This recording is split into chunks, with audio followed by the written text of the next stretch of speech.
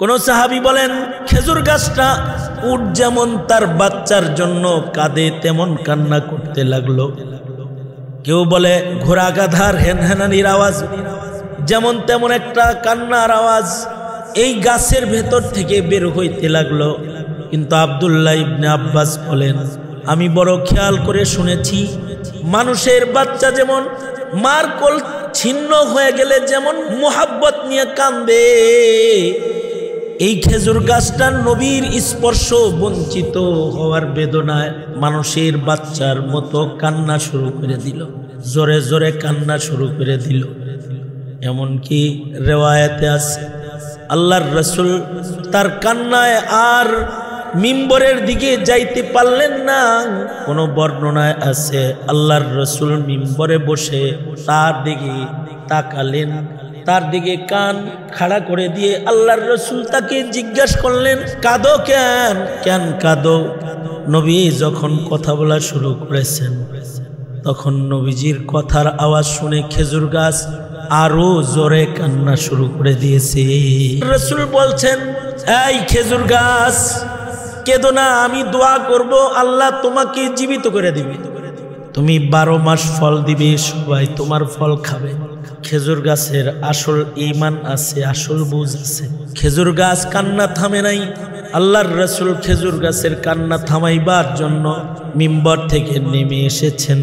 খেজুর গাছকে নিজের বুকের মধ্যে জাপটা দিয়া আল্লাহর রাসূল জড়ায়া ধরছেন।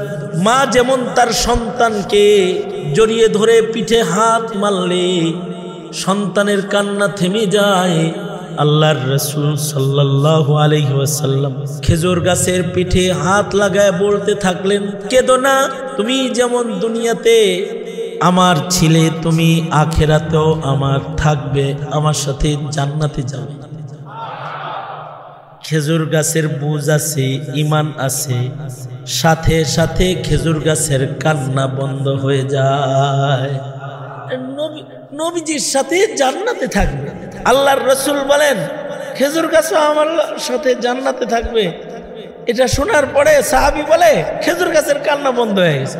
প্রথম তো মসজিদে নববী জীর্ণ শীর্ণ, খেজুর গাছের বেড়া, কোনো মিম্বার নাই, উপরে ভালো চাল নাই, বৃষ্টি হইলে খেজুর পাতার ফাঁক দিয়া পানি ঝরে, রোদ উঠলে মসজিদের ভেতরে রোদ প্রবেশ করে, কোনো মিম্বার নাই।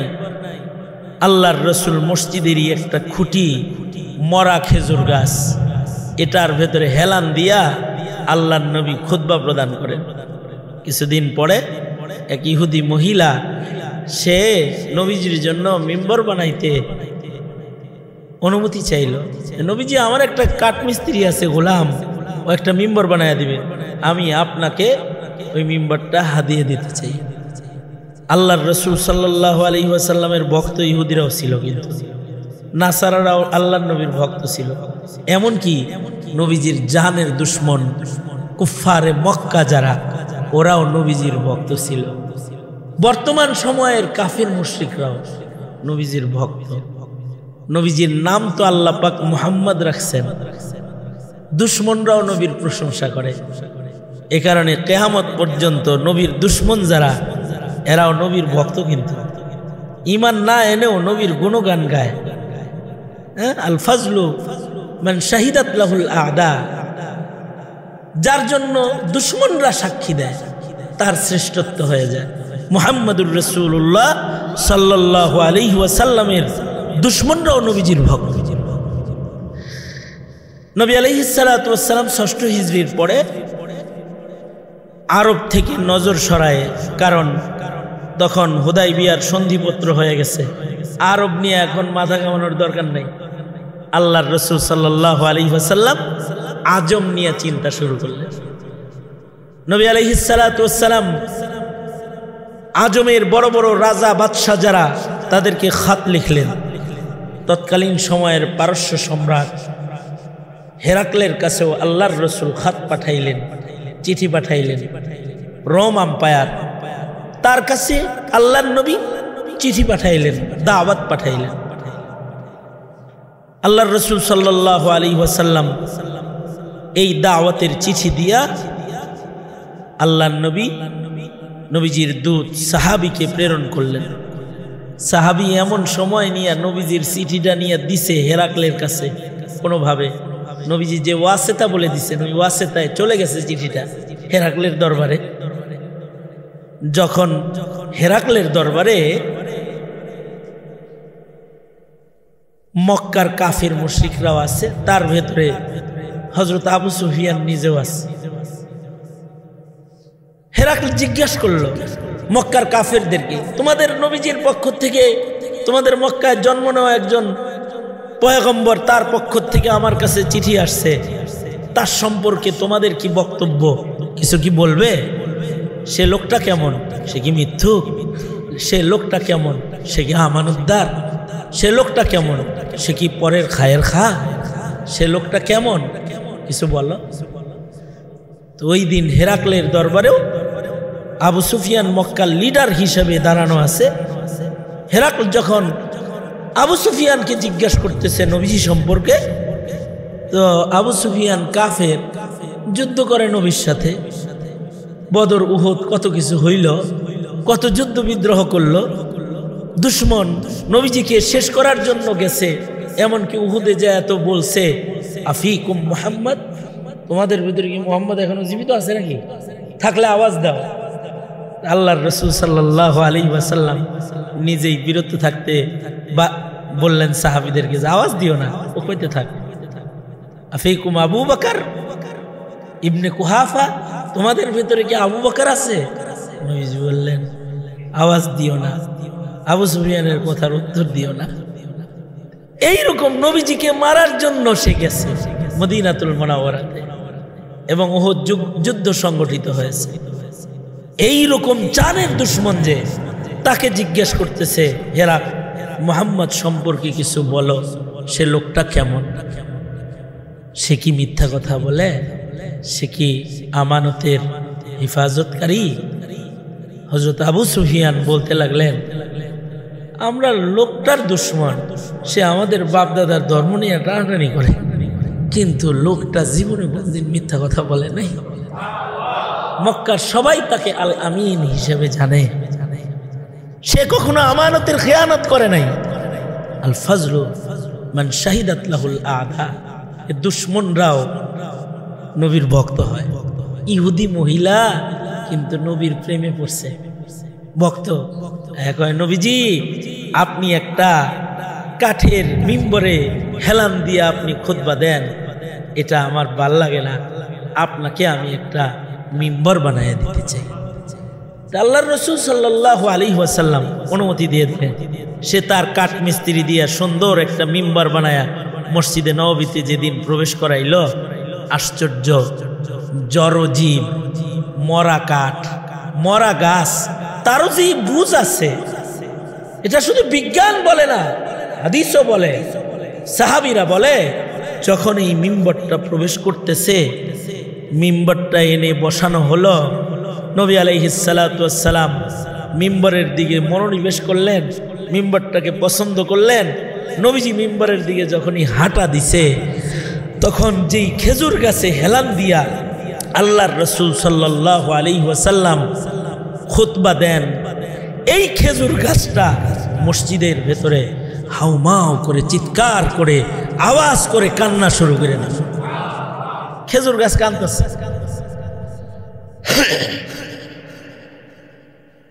কোন সাহাবী বলেন, খেজুর গাছটা উট যেমন তার বাচ্চার জন্য কাঁদে তেমন কান্না করতে লাগলো।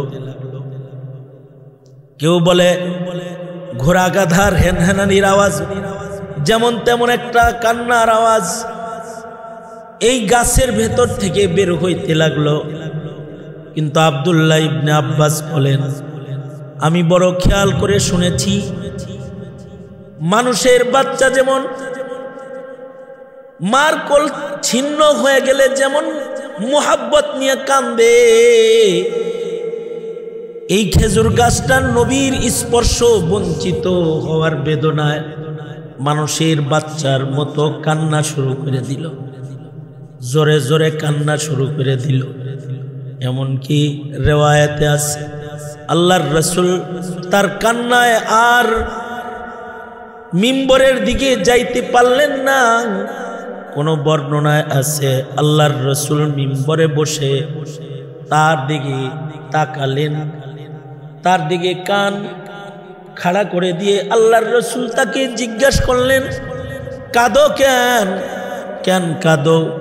নবী যখন কথা বলা শুরু করেছেন তখন নবীজির কথার আওয়াজ শুনে খেজুর গাছ আরো জোরে কান্না শুরু করে দিয়েছে, আরো জোরে চিল্লায়া চিল্লায়া খেজুর গাছ কাঁদতেছে। অনেক হাদিসের রিওয়ায়াতের মজমুয়া।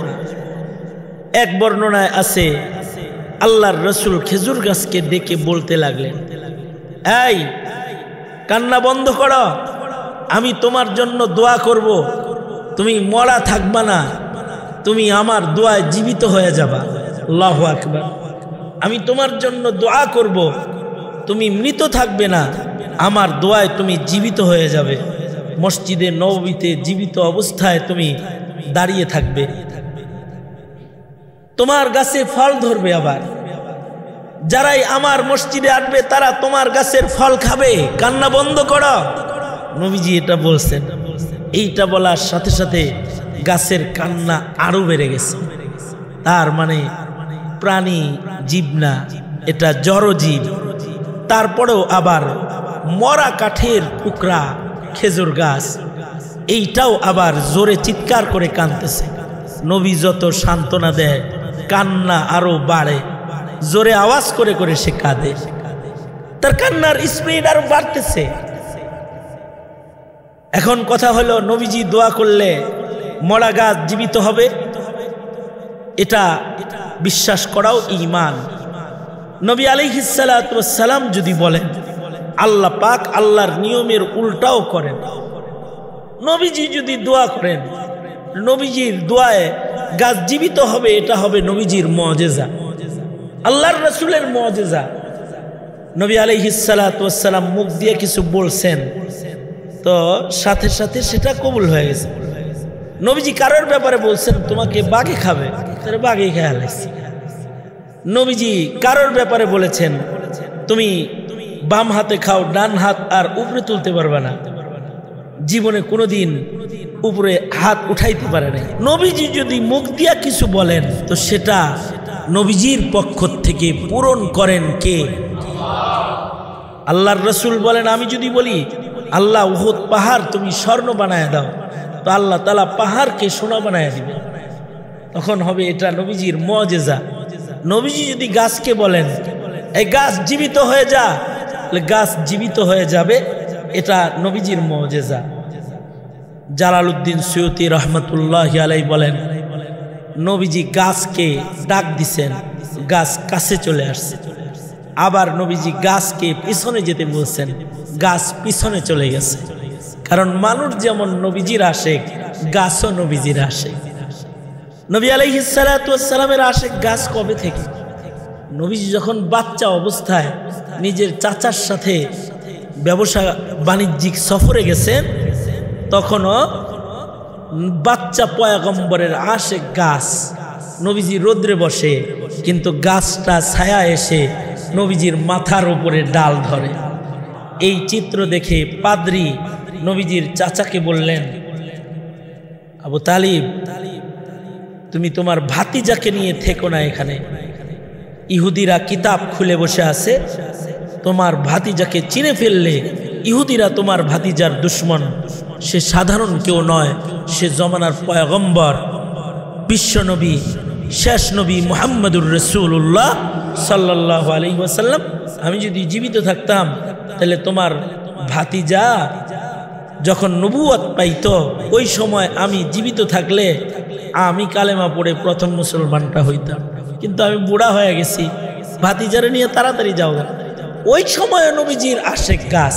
তার মানে গাছের একটা বুঝ আছে, গাছেরও বুঝ আছে, মরা গাছেরও বুঝ আছে।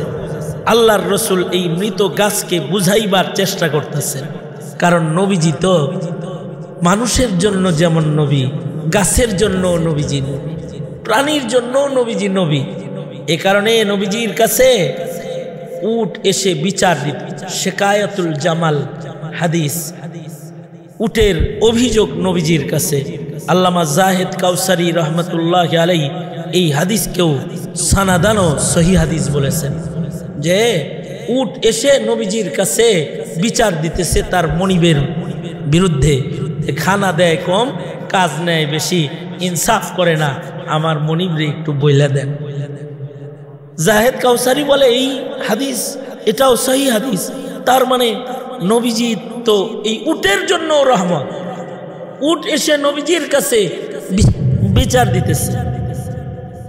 আল্লাহর রাসূল গাছরে বোঝানোর চেষ্টা করতেছে, গাছ খালি কান্না খালি আরো বাড়ে, আরো জোরে করে কান্দে গাছ। বললেন যে তুমি 12 মাস ফল দিবা, জীবিত থাকবা, আরো জোরে কান্দে। এই কথা শুই না, আরো জোরে চিল্লায় কান্না শুরু করছে। অথচ একটা মাত্র গাছ আছে যেই গাছটা মাথা কাটলে আর বাঁচে না। দুনিয়ার সব গাছ একরকম না। খেজুর গাছ হলো মানুষের মতো, খেজুর গাছ হলো মানুষের মতো। আল্লাহর রাসূল একদিন সাহাবীদেরকে বললেন, বলো তো কোন গাছটা মানুষের মতো? সাহাবীরা বলে, আমরা সবাই কিছু সময়ের জন্য জঙ্গলে গেলাম, মানুষের মতন গাছ কোনটা এটা খালি খুঁজি কিন্তু পাই না। পরে রাসূলকে বললাম, আপনিই বলেন আল্লাহর নবী। নবীজি বললেন, খেজুর গাছ হলো মানুষের মতো। খেজুর গাছের সব উপকারী, খেজুর গাছের কাজে লাগে না এমন কিছু নাই। খেজুর গাছের সব দামি, মানুষ যেমন দামি, খেজুর গাছের সব দামি, সব কাজে লাগে। আরেকটা নিসবত হলো খেজুর গাছ মানুষের মতন, মানুষের যেমন গলা কাটলে মানুষ বাঁচে না, খেজুর গাছের মাথা কাটলে খেজুর গাছ বাঁচে না। মানুষের হাত কাটলে মানুষ মরে না, পাও কাটলে মানুষ মরে না। খেজুর গাছের ডাল কাটলে খেজুর গাছ মরে না, পেট কাটলে মরে না, পিঠ কাটলে মরে না। 1 বছর পেট কাটে, আর 1 বছর গাছি পিঠ কাটে, রস বাইর করে, তাও মরে না।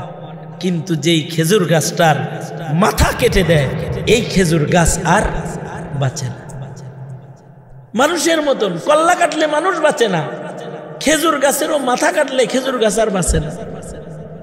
কিন্তু আল্লাহর রাসূল বলছেন, এই খেজুর গাছ কেঁদো না, আমি দোয়া করব আল্লাহ তোমাকে জীবিত করে দিবে।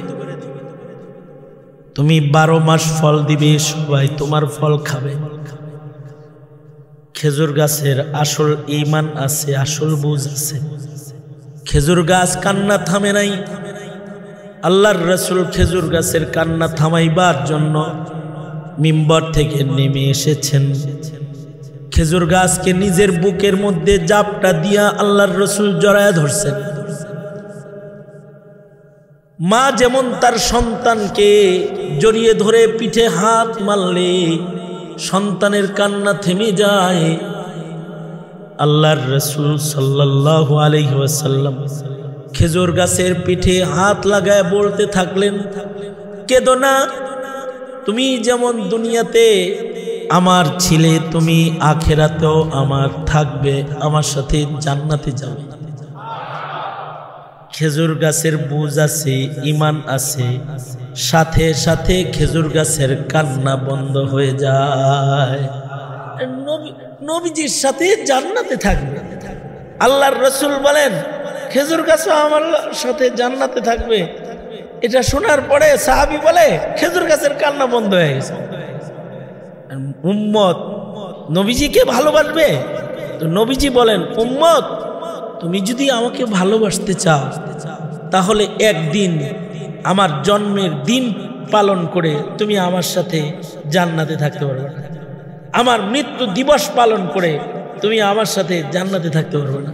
তুমি যদি আমার সাথে জান্নাতে থাকতে চাও তাহলে আমার সুন্নতকে তোমার মুহাব্বত করতে হবে। মান আহাব্বা সুন্নতি ফাকাদ আহাব্বানি ওয়া মান আহাব্বানি কানা মাই ফিল জান্নাহ। যে আমার সুন্নতকে মুহাব্বত করলো সে প্রকৃত আমাকে মুহাব্বত করলো, আর সুন্নতের মাধ্যমে যে আমাকে মুহাব্বত করলো সে আমার সাথে জান্নাতে থাকবে। এটা হযরতের মেহনত, এটা যে এখানে হইছে এই মেহনতটা ওনাকে উৎসাহ দেওয়ার জন্য, ওনার মুহিব্বিন যারা তাদের এখানে আসা, এটা একটা মুহাব্বতের হক। আগে বারবার ইরাদা হইলেও আসার সুযোগ হয় নাই।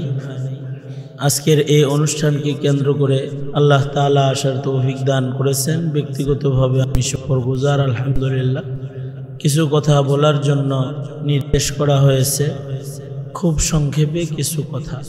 মানুষ আল্লাহ পাকের সৃষ্টির শ্রেষ্ঠ, কিন্তু মানুষকে আল্লাহ তাআলা এমন কিছু দুর্বলতা দান করেছেন যে দুর্বলতার কারণে মানুষ শিক্ষকের মুহতাজ, শিক্ষকের মুখাপেক্ষী।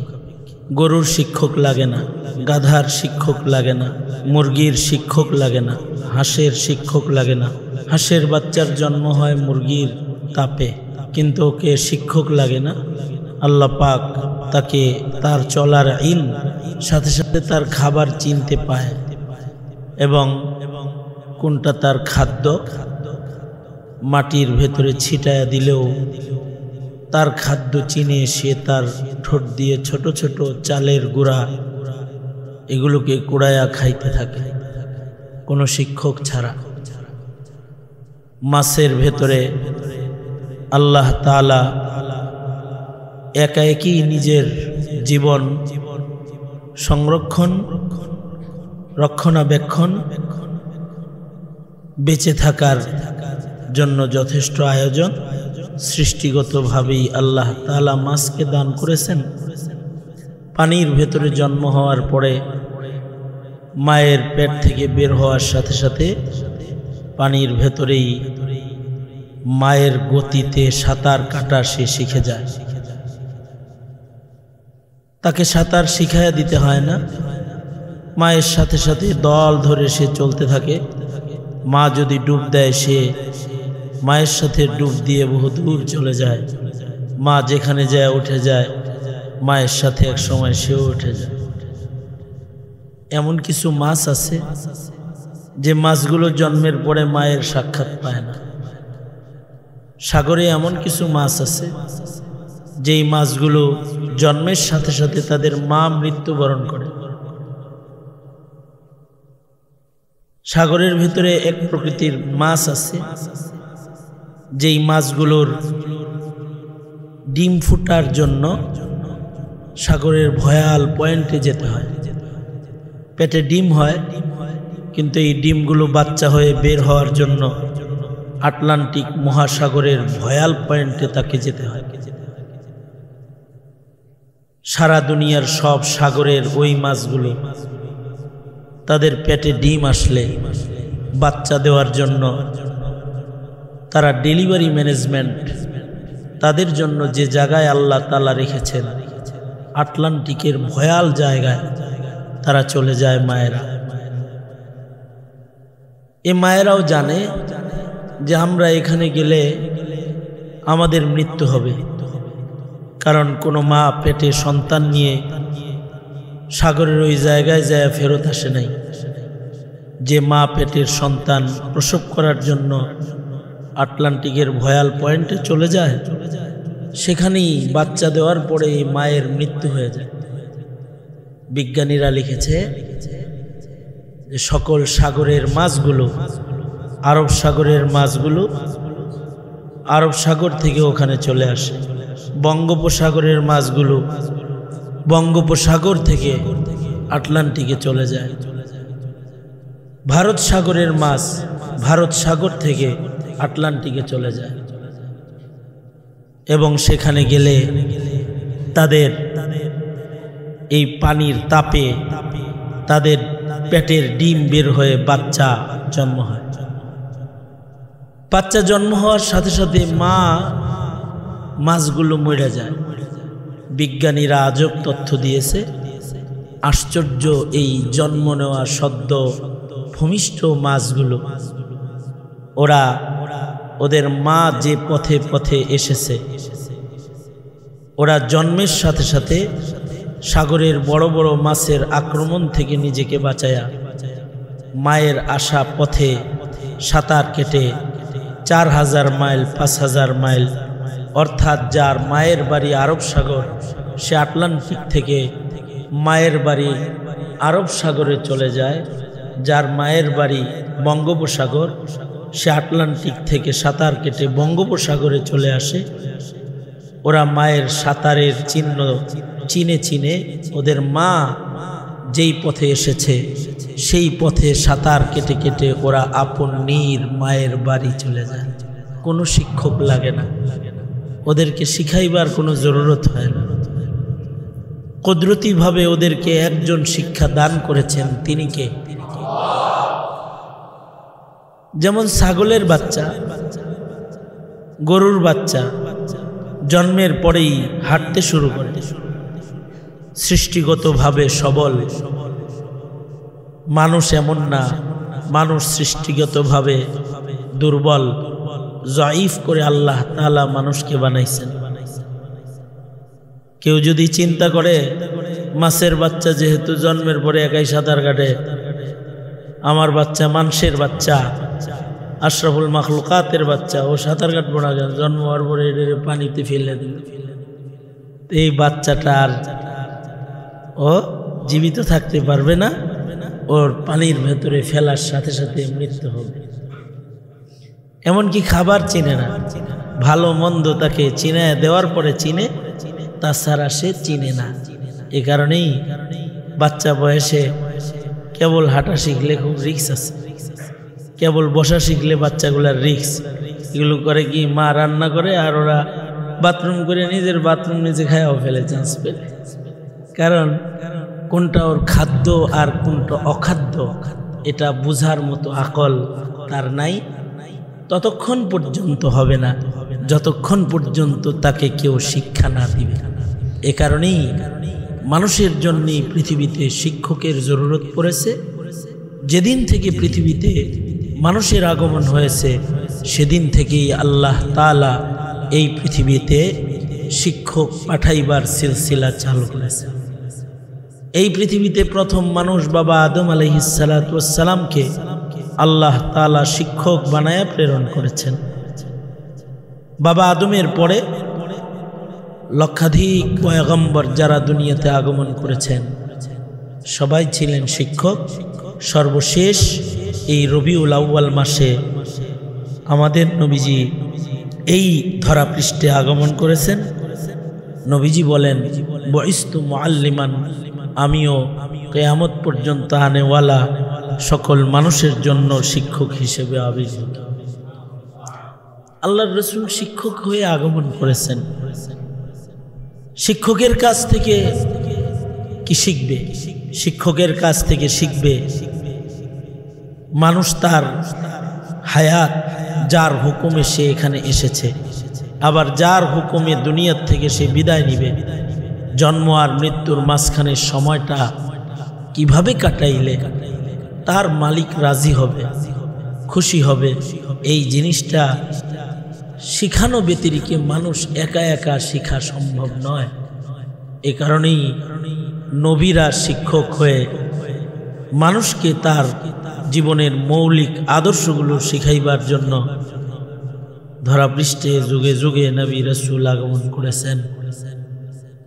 আমাদের নবী আলাইহিস সালাতু ওয়াস সালামকেও 12ই রবিউল আউয়ালে আল্লাহ তাআলা দুনিয়াতে পাঠায়ে আমাদের নবীজি সম্পর্কে আল্লাহ বলেন, তোমাদের পয়গম্বরকেও তোমাদের জন্য আদর্শ নমুনা হিসেবে পাঠালাম।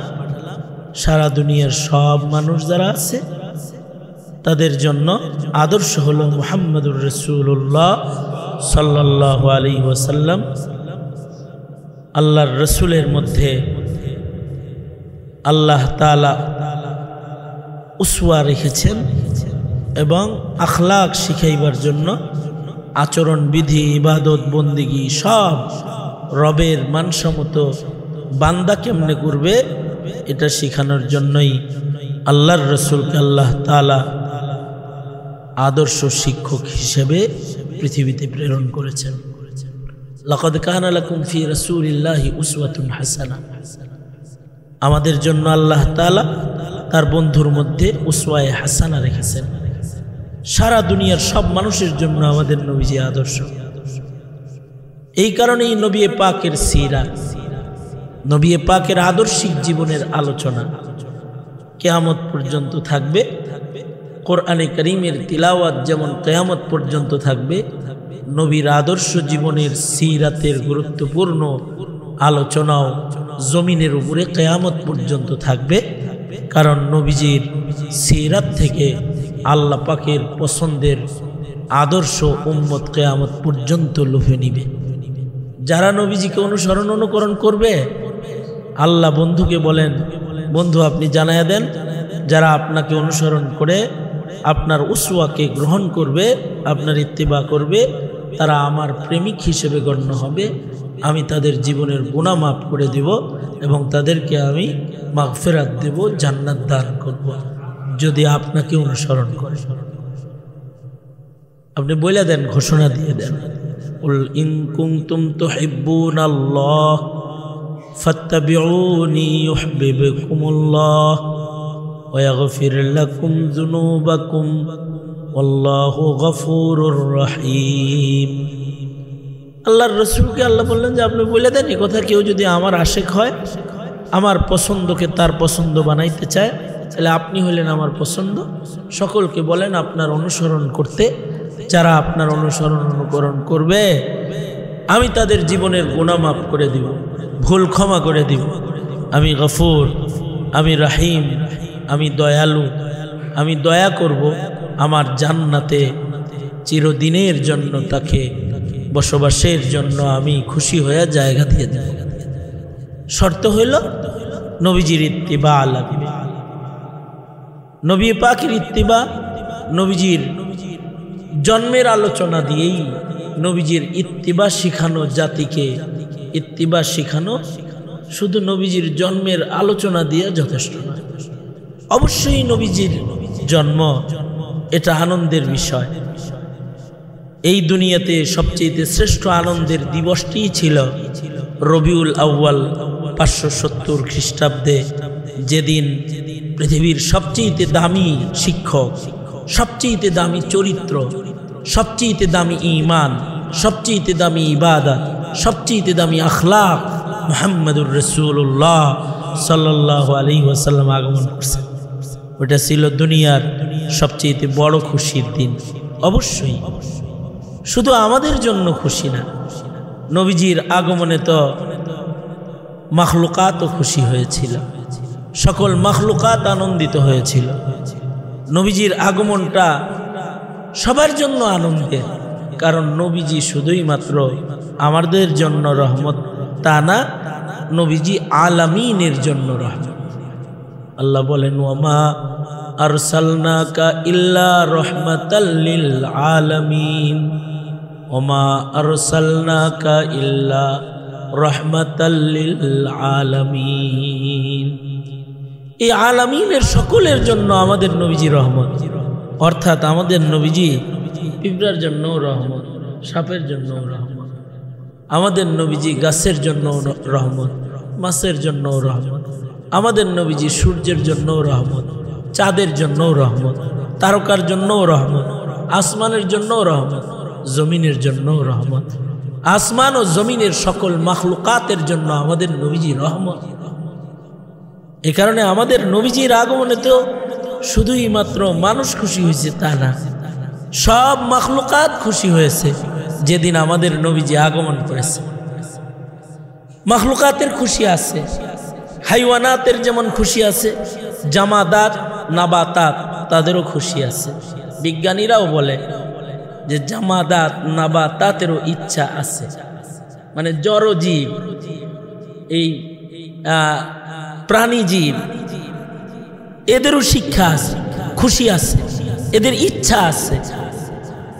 এ কারণে এদের বুঝও আছে, তাদেরও একটা বুঝ আছে, জড়জীবেরও বুঝ আছে।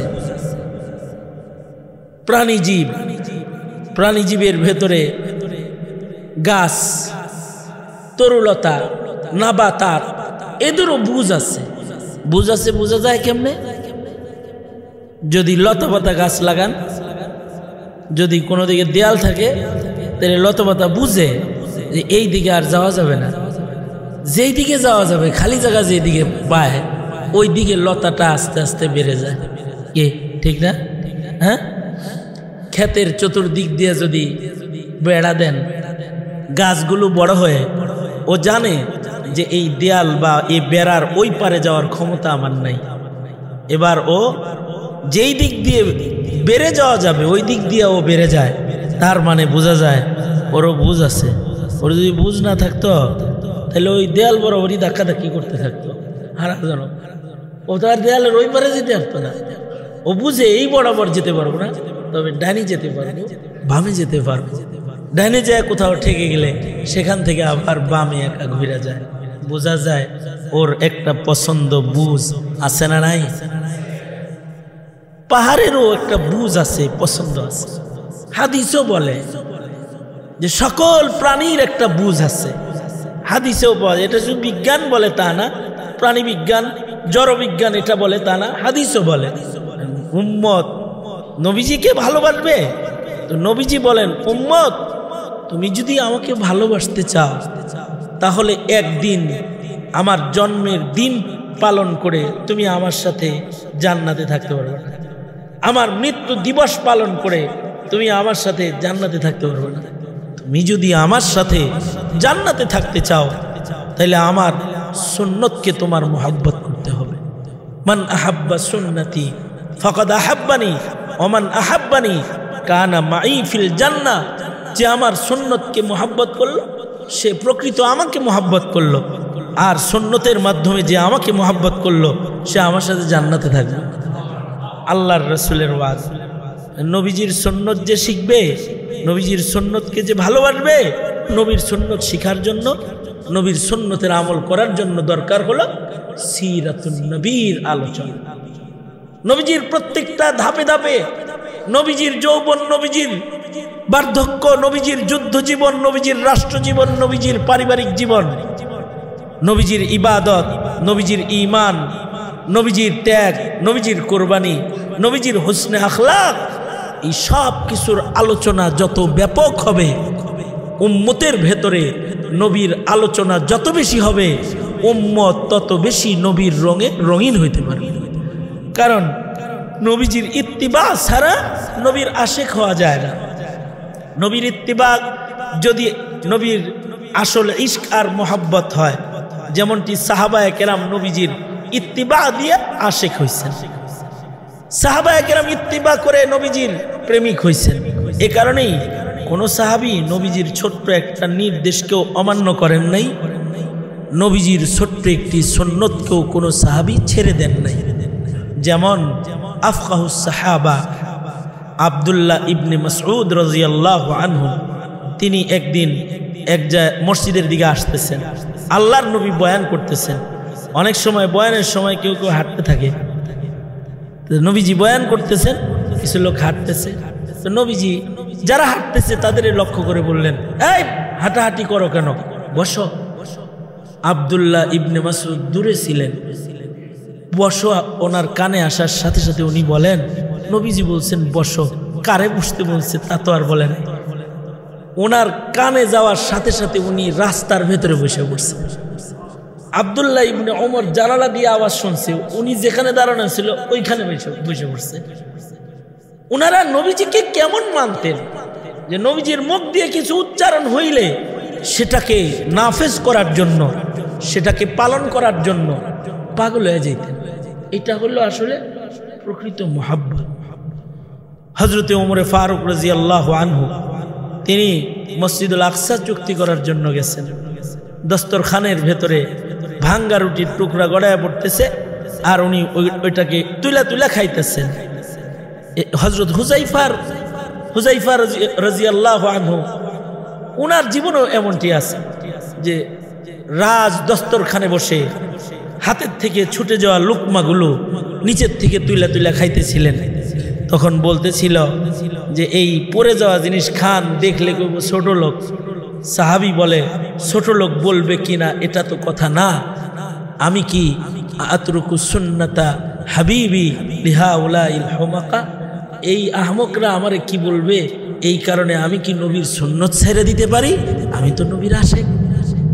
এইটাকে বলা হলো মুহাব্বত, যে নবীজির একটা ছোট্ট সুন্নত ওনারা ওনাদের জীবন থেকে মাইনাস হইতে দিতে রাজি না, এমনকি কোনো বেদাতও করতে দিতে রাজি না। আব্দুল্লাহ ইবনে মাসউদ রাদিয়াল্লাহু আনহু তিনি মসজিদে গেছেন। মসজিদে যায় দেখে একদল ইশরাকের নামাজ জামাতের সাথে পড়তেছে। মসজিদের ভিতরে ইশরাকের নামাজ জামাতের সাথে পড়তেছে।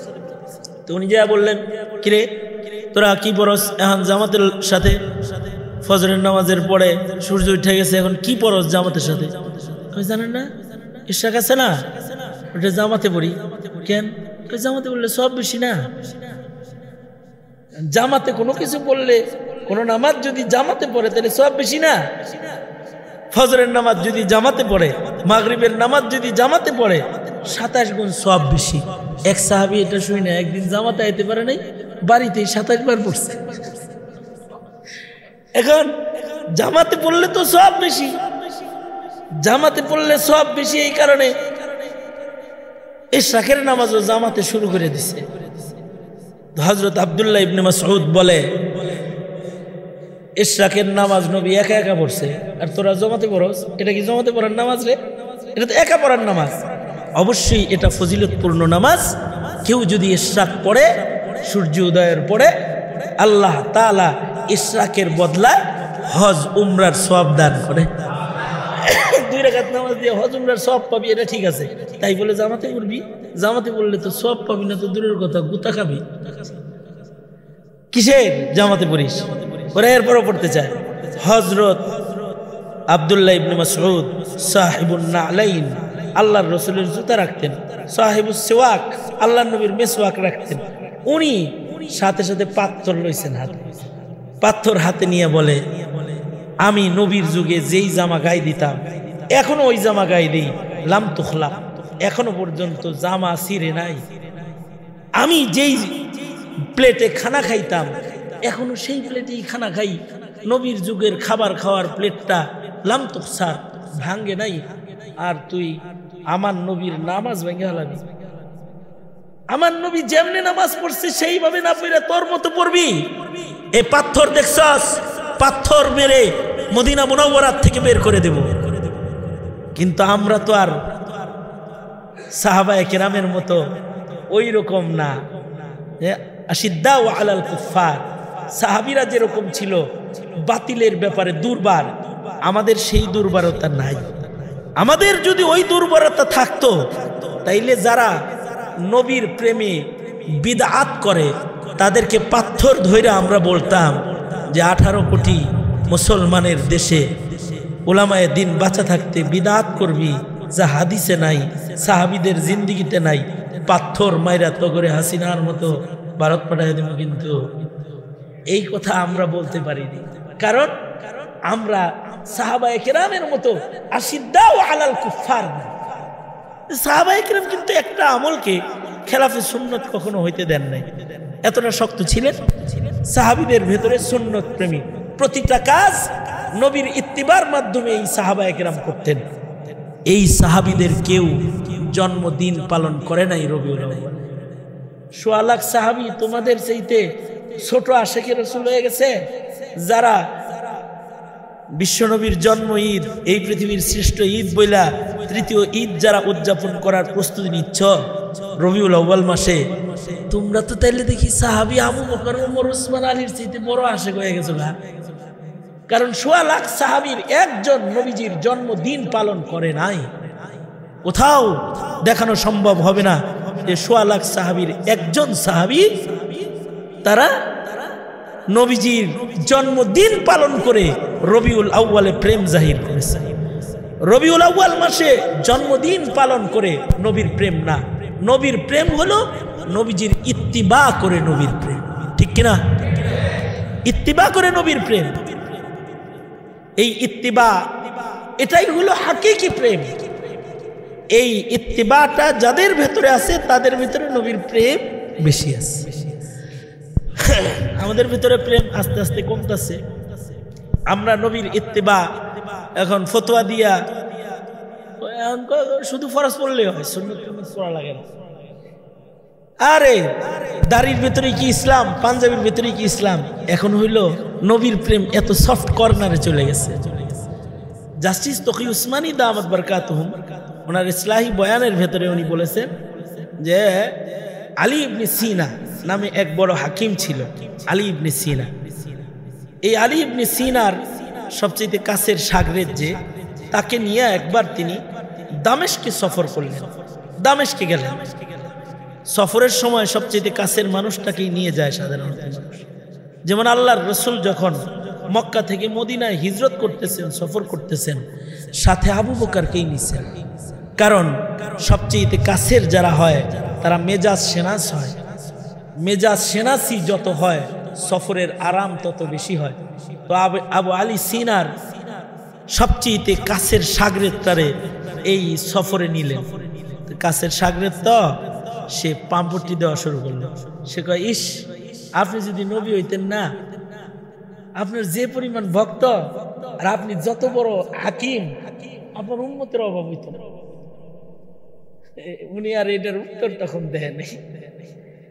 উনি এরকম পাম্পটি শুনছে। শূন্য টুন্না যখন দামেস্কে চলে গেছে, প্রচন্ড শীত দামেস্কে তখন, যে ফজরের নামাজে বাইরে হওয়া কষ্ট, বরফ পড়ে, এরকম শীত। আবু আলী সিনা উনি বয়োবৃদ্ধ মানুষ।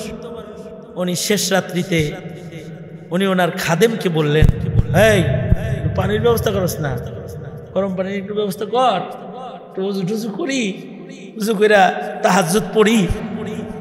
খাদেমে কয়, কি আপনি বুড়া মানুষ, আপনার তাহাজ্জুদ পড়ার কি দরকার এখন সফরের হালতে? কত একটা দিয়ে দিচ্ছে।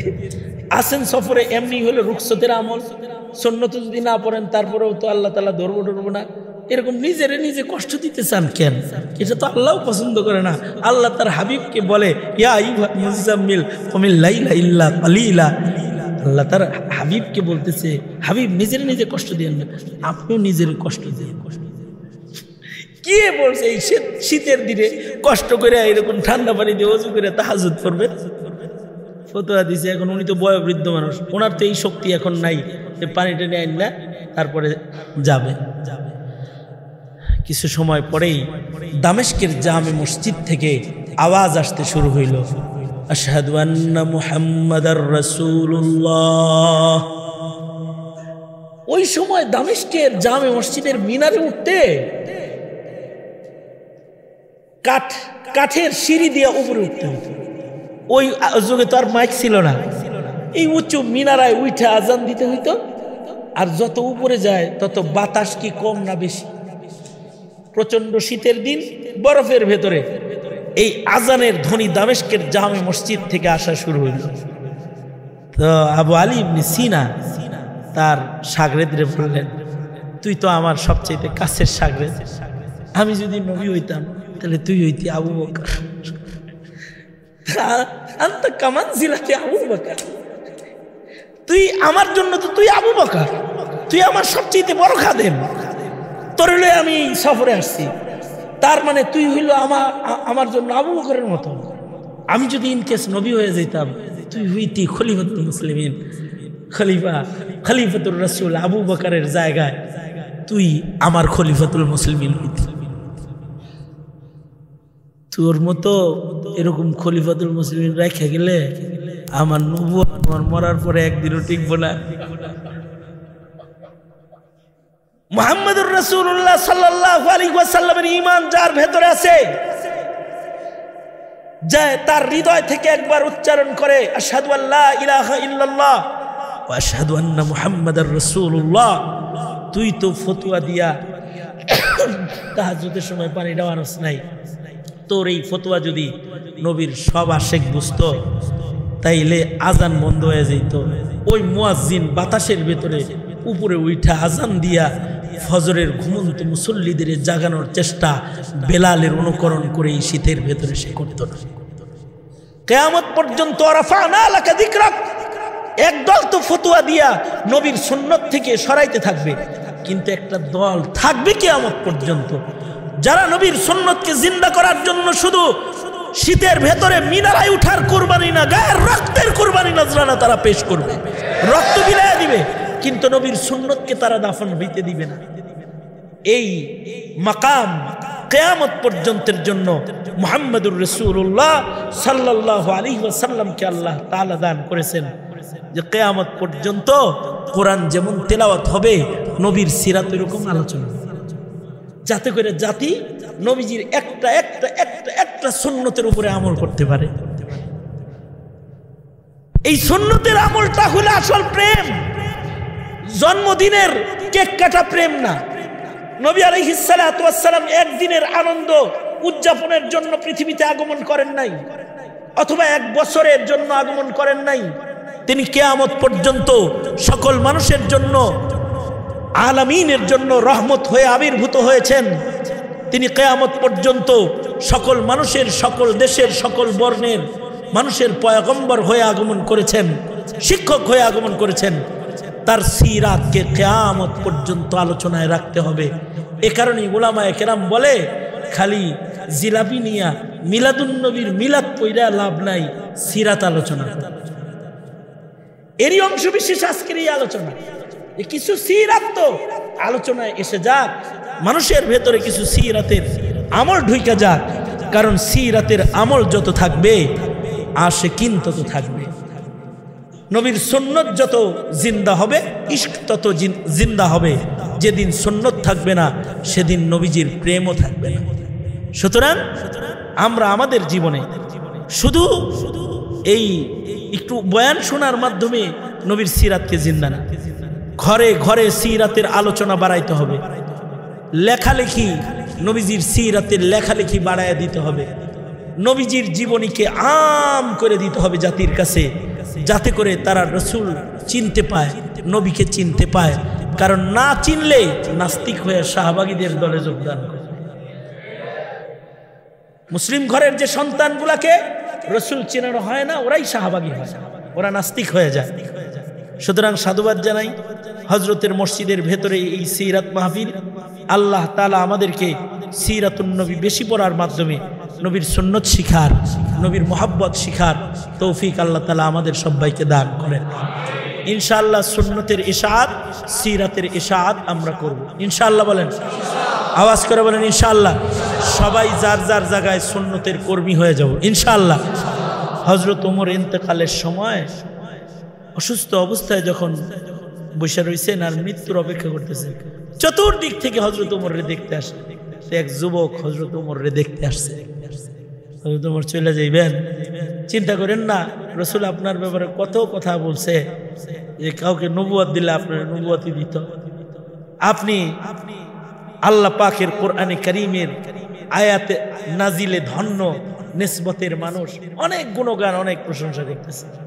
হযরত ওমর পামে পট্টিতে ফুলা যায় নাই।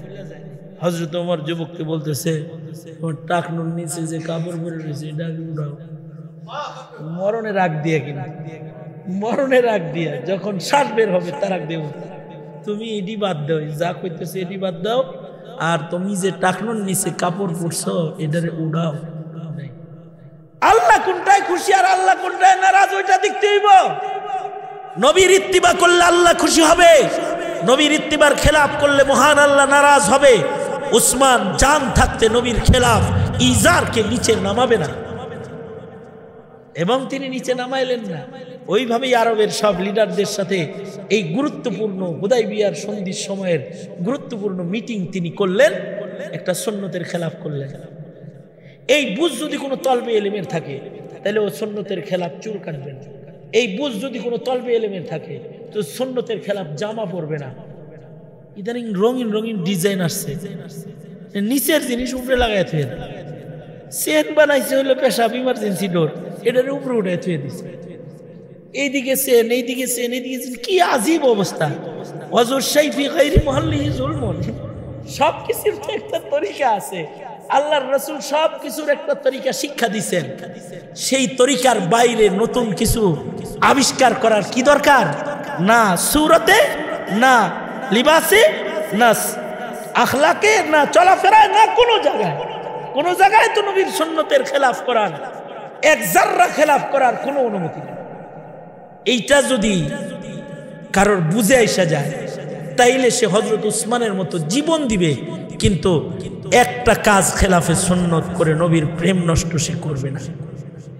রবিউল আউয়াল হোক আমাদের জীবনে এই সুন্নত সংরক্ষণের প্রেমের মাস ইনশাআল্লাহ। বলি সবাই তৈয়ার আছি তো ইনশাআল্লাহ। খেলাফে সুন্নত একটা একটি নকল হরকত আমরা করব না ইনশাআল্লাহ। যদি এটাই হয় আমাদের ওয়াদা, তাইলে আমাদের প্রতি আল্লাহর ওয়াদা আছে ইউহিব্বুকুমুল্লাহ, পৃথিবীর সব কাফের মিলেও আমাদের মোকাবেলা করার ক্ষমতা রাখবে না ইনশাআল্লাহ। যেই জাতি সুন্নত হেফাজত করবে সেই জাতিকে হেফাজত করবে কে? আল্লাহ। আল্লাহ আমাদের তৌফিক দান করেন, আমিন বলেন। বেশি ওয়াজ করা, জুমারাত, আগামীকালকে জুমার অনেকগুলো সুন্নত আমল আছে, ওটার জন্য বাধা হবে।